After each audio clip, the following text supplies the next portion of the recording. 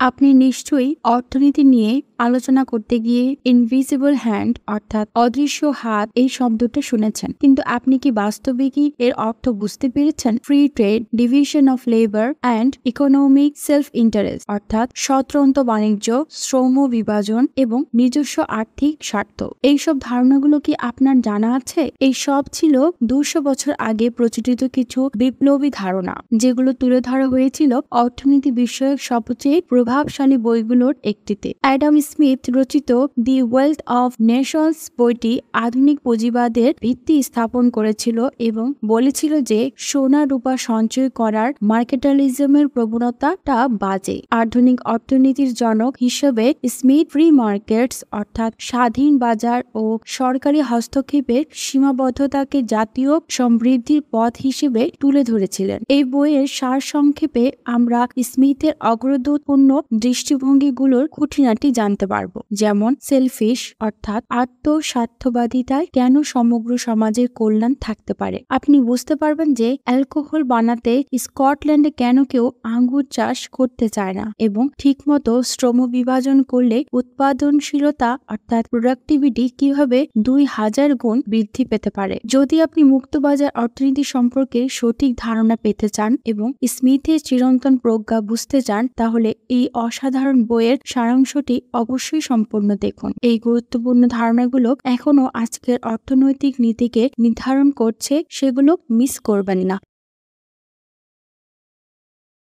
শ্রম বিভাজন অর্থাৎ স্পেশালাইজেশন এবং বাজারের উদ্ভব অর্থাৎ ইমার্জেন্সি অর্থনীতির ক্ষেত্রে একটি মৌলিক নীতি বেশ গুরুত্বপূর্ণ। শ্রম বিভাজনের ফলে উৎপাদনশীলতা অর্থাৎ প্রোডাক্টিভিটি বেড়ে যায়। এই ধারণাটা স্পষ্ট হয় একটা চিন্তা প্রয়োগের মাধ্যমে, যা একটা পিনের কারখানার উদাহরণ দিয়ে বোঝানো হয়েছে। ধরুন, আপনি পিন তৈরির 18টি ধাপ সম্পাদন করার জন্য এক অশিক্ষিত শ্রমিককে নিয়োগ করলেন। এর ফলাফল নাজেহাল হবে। ওই শ্রমিকটি সারাদিনে খুব বেশি হলে শুধুমাত্র একটা পিনই তৈরি করতে পারবে, কিন্তু যদি আপনি 18 জন অশিক্ষিত শ্রমিক নিয়োগ করেন যাদের প্রত্যেকে শুধু একটি ধাপই বুঝিয়ে দিন, তাহলে ফলাফলটা একেবারেই আলাদা হবে। একদিনে শুধু 18টি পিন নয়, শ্রম বিভাজনের ফলে ওই দলটি দৈনিক প্রায় 50,000 পিন তৈরি করতে পারবে। এই উৎপাদনশীলতা বৃদ্ধির কারণ হলো বিশেষায়নের অর্থাৎ স্পেশালাইজেশনের সুবিধা। যখন একজন শ্রমিকের বারবার একাধিক কাজে মনোযোগ সংযোগ ভাগ করতে হয়, তখন সময়ের অপচয় হয়। কিন্তু প্রতিটি শ্রমিককে যখন একটি বিশেষ কাজই করতে দেওয়া হয়, তখন সেই সময়টা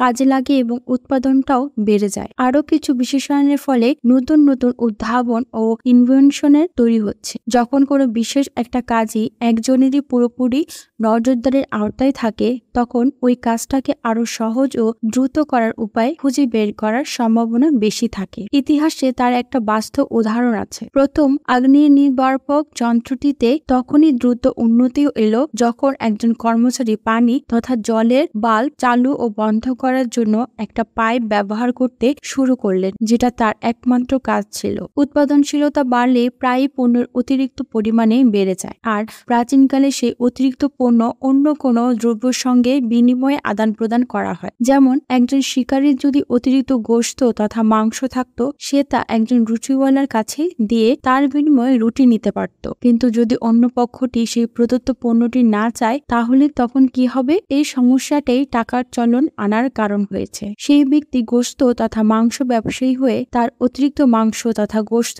বাজারে বিক্রি করে টাকা পেতে পারে এবং সেই টাকা দিয়ে সে যখন খুশি তখন রুটি কিনতে পারত। আবার যদি তার রুটির পরিবর্তে পনির খাওয়ার ইচ্ছে করে, তাহলে ওই টাকাই দিয়ে অন্য কোনো বিক্রেতার কাছ থেকে পনিরও খরিদ তথা ক্রয় করতে পারবে। এই সিস্টেমে প্রতিটি ব্যক্তি তাদের নিজস্ব পেশায় বা ক্ষেত্রে বিশেষজ্ঞ হওয়ার সুযোগ পায়, যা শ্রম বিভাজনের আরেকটি রূপ। বিশেষায়নের স্পেশালাইজেশনের ফলে উৎপাদনশীলতা অর্থাৎ প্রোডাক্টিভিটি বৃদ্ধি পায়, আর তারই ফলে বিভিন্ন শিল্পীদের কাজের বা পণ্যের বাজার তৈরি হয়, যেখানে তারা তাদের অতিরিক্ত গুডস অর সার্ভিস অর্থাৎ পণ্য বা সেবা বিক্রি করতে পারে এবং বিনিময়ের মাধ্যম হিসেবে টাকা ব্যবহার করতে পারে। এই নীতিটি বহুকাল ধরে মানুষের আর্থিক ও সামাজিক উন্নতির চাবিকাঠি। প্রাচীন সভ্যতা থেকে শুরু করে আধুনিক অর্থনীতিতে শ্রম বিভাজন অর্থাৎ ডিভিশন অফ লেবার এবং বাজারের অস্তিত্ব বিশেষায়ন অর্থাৎ এক্সিস্টেন্স অফ মার্কেটস, নবনিবন উদ্ভাবন অর্থাৎ ইনোভেশন ও সম্পদের রিসার্চের কার্যকর বন্টনের ক্ষেত্রে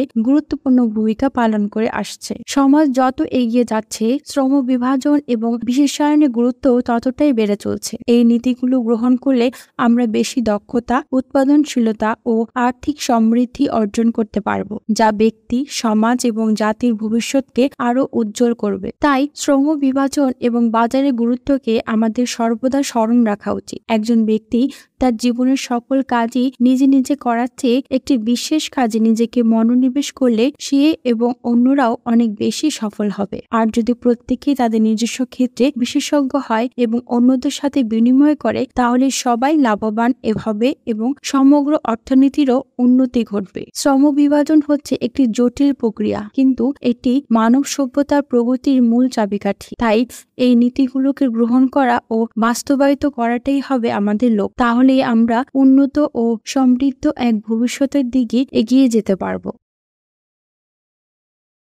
দেশের জাতীয় সম্পদের প্রকৃত রূপ। সোনা, রূপা, হীরা সঞ্চয়ের চেয়ে উৎপাদনমূলক শ্রমের গুরুত্ব। Importance of product labour. মানুষের ইতিহাস ধরে দেখা গেছে বিভিন্ন জাতি সম্পদ ও ক্ষমতা অর্জনের প্রচেষ্টায় নানা ভুল পথ অবলম্বন করেছে। একসময় অষ্টাদশ শতকে মার্কেটালিজম নামে একটা অর্থনৈতিক মতবাদ সবচেয়ে বেশি জনপ্রিয় ছিল। তার মতে জাতির সমৃদ্ধি নির্ভর করে সোনা রূপার সঞ্চয়ের উপর। এই মতবাদের বশবর্তী হয়ে সরকারগুলো প্রোটেকশনিজম তথা আমদানি অর্থাৎ ইম্পোর্ট নিয়ন্ত্রণের নীতি নিয়েছিল, যাতে দেশে থেকে টাকা বের হয়ে না যায়। একই সাথে রপ্তানি বাণিজ্য অর্থাৎ এক্সপোর্টকে সাবসিডির মাধ্যমে উৎসাহিত করা হয়েছে, যাতে বাইরে থেকে টাকা আসে। উপর তো এটা ভালোই মনে হচ্ছিল, কিন্তু এই ধারণাটি দুটি ভুল কথার অর্থাৎ ফান্ডামেন্টাল ফলস পারমিসের এর উপর প্রতিষ্ঠিত ছিল। প্রথমত, এই ভুল ধারণা করা হয়েছিল যে সোনা রূপাই সম্পদের সবচেয়ে বড় নিরিখ, অথচ বাস্তবে এগুলো শুধু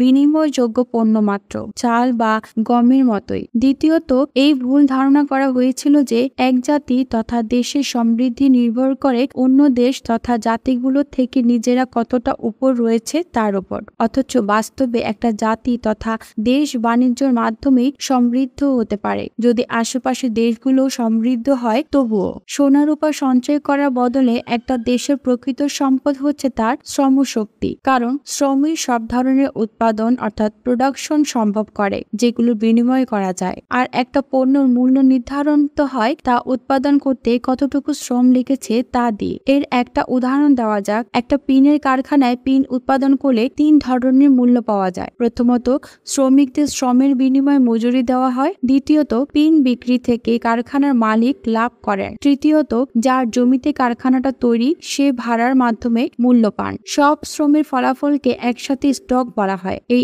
স্টকের একাংশ মালিকদের চাহিদা মেটাতে তৎক্ষণাৎ খরচ হয়ে যায়, বাকি অংশটি নতুন মূল্য সৃষ্টির কাজে লাগানো হয়, যাকে ক্যাপিটাল বলা হয়। এই ক্যাপিটালও 2 রকমের হতে পারে। যদি এটা মালিকের নিজস্ব থাকে, তাহলে একটা পিন ধারালো করার জন্য যন্ত্র, তাহলে এটাকে ফিক্সড ক্যাপিটাল বলা হয়। আর যদি টাকাটা বাহিরে পাঠাতে হয়, যেমন ব্যবসায়ের মালামাল, তাহলে এটাকে সার্কুলেটিং ক্যাপিটাল বলা হয়। সুতরাং দেখা যাচ্ছে একটা দেশের প্রকৃত সম্পদ হলো তার উৎপাদনমূলক শ্রমশক্তি অর্থাৎ প্রোডাকশন লেবার, কোনো সোনা রূপার ভান্ডার নয়। শ্রমশক্তির প্রয়োগে পণ্য উৎপাদন করা এবং তা বিনিময় করাই হচ্ছে জাতীয় অর্থনৈতিক সমৃদ্ধির মূল চাবিকাঠি। বর্তমান বিশ্বায়িত অর্থনীতিতে অর্থাৎ গ্লোবাল ইকোনমিকে দেশগুলোকে এই মৌলিক সত্যকে স্বীকার করা এবং উৎপাদনমূলক শ্রমকে উৎসাহিত করা জরুরি। নবনবীন উদ্ভাবনকে অর্থাৎ ইনোভেশনকে উৎসাহিত করা, বাণিজ্যকে অর্থাৎ ট্রেডকে সমর্থন দেওয়া এবং শ্রমিকদের অবদানকে মূল্যায়ন করলেই দেশগুলো তাদের প্রকৃত অর্থনৈতিক সম্ভাবনাকে হাতে আনতে পারবে। দ্য ইনভিজিবল হ্যান্ড অর্থাৎ অদৃশ্য হাত। আত্মস্বার্থ কিভাবে সমাজের কল্যাণে সহায়ক হয়। এমন একটা পৃথিবীতে যেখানে স্বার্থহীনতাকে একটা গুণ হিসেবে প্রশংসা করা হয়, সেখানে এমন একটা যুক্তি আছে যা বলে যে আত্মস্বার্থ থেকে কাজ করলে তার শুধু নিজের নয়, সমগ্র সমাজেরও কল্যাণ সাধিত হয়। দ্য ইনভিজিবল হ্যান্ড অর্থাৎ অদৃশ্য হাত নামে এই ধারণাটি এই প্রচলিত ধারণার বিরুদ্ধে যায় যে শুধুমাত্র আত্মস্বার্থ ত্যাগই সমাজের অগ্রগতির পথ। পথ। এই ধারণার মূলে এই রয়েছে যে সব মানুষেরই মধ্যে একটা স্বাভাবিক আত্মস্বার্থবোধ থাকে, আর এই আত্মস্বার্থই আমাদের বাণিজ্য অর্থাৎ বিজনেস এবং অর্থনৈতিক এবং ইকোনমিক কার্যক্রমকে লিপ্ত হতে উদ্ধত করে। অন্যের প্রতি সদিচ্ছা ততটা করতে পারে না। তোমার মাছের দোকানি বা মুদিওয়ালা তোমাকে কোনো মানবিক মনোভাব থেকে মাছ বা ডাল চাল দেয় না, বরং নিজের লাভের জন্যই দেয়। তারা দ্রব্য সামগ্রী বিনিময়ে অর্থ উপার্জন করতে চায়। আবার এই একই স্বার্থপরতে তাদের নিজেদের পণ্য বা সেবার মানকে অর্থাৎ কোয়ালিটিকে উন্নত করার দিকে ঠেলে দেয়, কারণ ওরা জানে গ্রাহকরা পণ্য অসন্তুষ্ট হলে অন্য দোকানের কাছে চলে যাবে। অতএব আপন স্বার্থ রক্ষার জন্য ওদের অনিয়মিত লাভ করতে হবে না, অতিরিক্ত দাম নিতে পারবে না কিংবা নিম্নমানের পণ্য দিতে পারবে না। এটা করলে ওদের নিজেদেরই ক্ষতি হবে। এই নিজস্ব নিয়ন্ত্রণই বাণিজ্যর কাজে আসে, যার ফলে গ্রাহকদের স্বার্থ রক্ষা করতে সরকারের বিশেষ হস্তক্ষেপের প্রয়োজন হয় না। শুধুমাত্র যখন এই নিজস্ব নিয়ন্ত্রণটা ব্যর্থ হয় তখনই সরকারের হস্তক্ষেপের প্রয়োজন পড়ে। এছাড়াও একজন ব্যক্তির আত্মস্বার্থ তার নিজের চাইতেও বড় আকার ধারণ করতে পারে। যেমন যখন কোনো ব্যক্তির বিনিয়োগযোগ্য মূলধন থাকে, সে স্বাভাবিকভাবেই বিদেশের চেয়ে নিজের দেশের শিল্পেই বিনিয়োগ অর্থাৎ ইনভেস্ট করতে চাইবে, কারণ এটা তার কাছে আরো নিরাপদ মনে হয়। আবার নিজের স্বার্থটাকে সামনে রেখে যেখান থেকে সর্বাধিক লাভ আশা করা যায় সে তার মূলধন সেখানে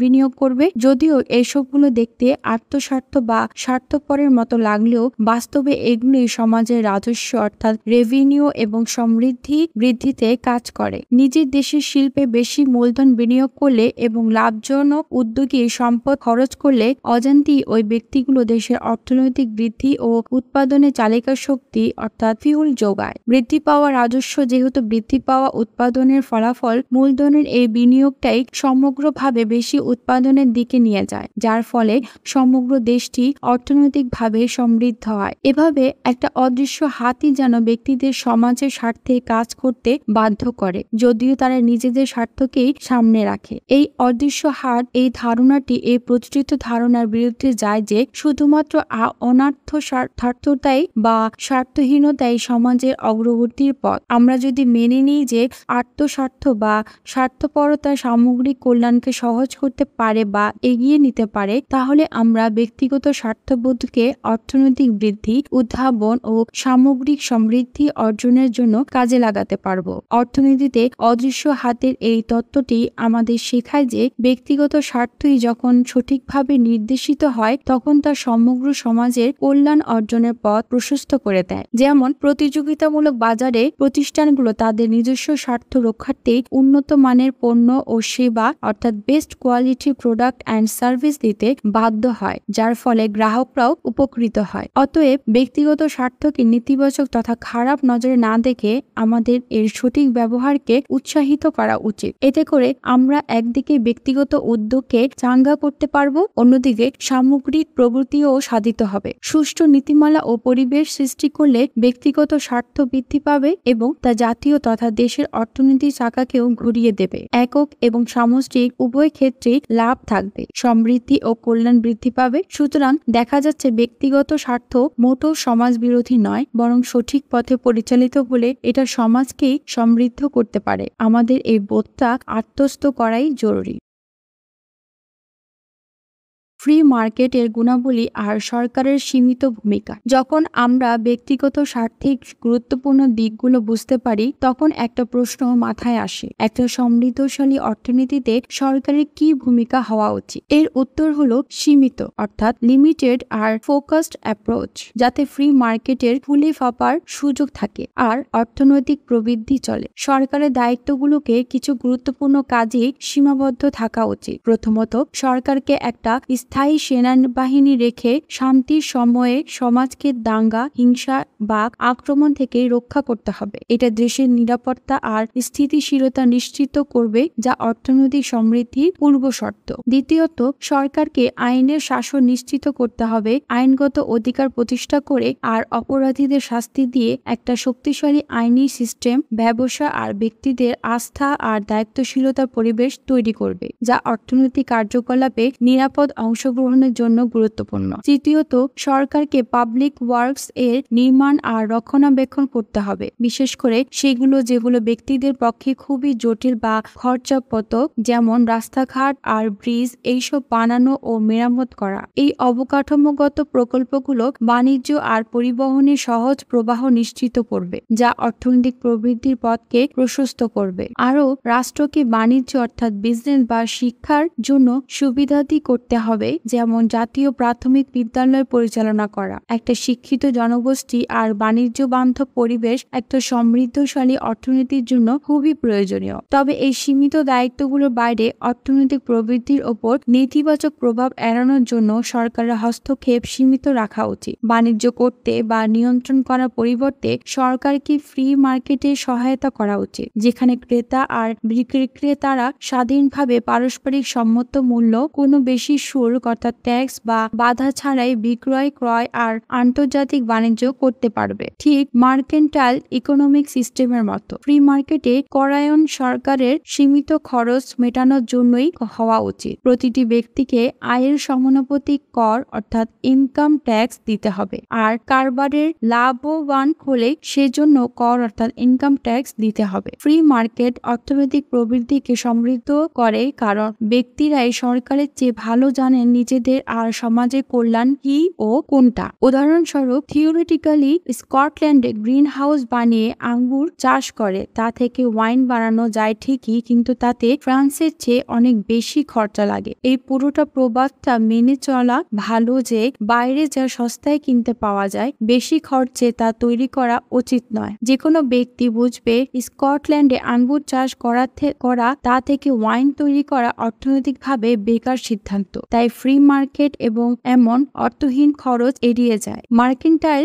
সিস্টেমের আওতায় সরকার আঙ্গুর আমদানি এড়িয়ে রপ্তানি বাড়াতে চেষ্টা করতে, ফলে স্কটিশ আঙ্গুর চাষের মতো খরচাপাতি আর অনাবশ্যক উৎপাদন বাড়ত। কিন্তু ফ্রি মার্কেটে ব্যক্তি আর বাজার ব্যক্তিগত স্বার্থ আর বাস্তবতার ভিত্তিতে সম্পদগুলোকে যথাযথভাবে বন্টন করতে পারে। এরকম করে ফ্রি মার্কেট খরচাপাতি ভুলগুলো এড়িয়ে অর্থনৈতিক প্রবৃদ্ধির পথ সুগম করে।